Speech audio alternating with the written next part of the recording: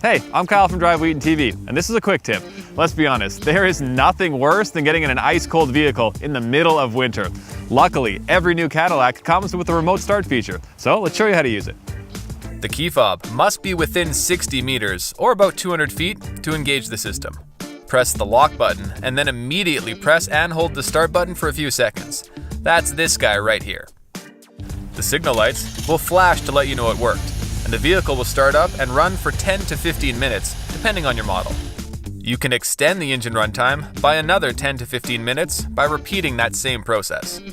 To stop the engine at any point, just press and hold the start button for a few seconds, and that's it. The climate control will be set to whatever temperature it was at the last time you drove. And if you want to make sure your heated seats go on every time you remote start, you can do that through the infotainment center. From the homepage, go to Settings, then Vehicle, and then Remote Lock, Unlock Start. You'll then need to scroll down and find the heated seats option and turn it on. To begin driving after a remote start, have the key inside the vehicle. Press down the brake pedal and the push button start. Your daily commute will now be nice and toasty. Make sure to stay tuned for more quick tips.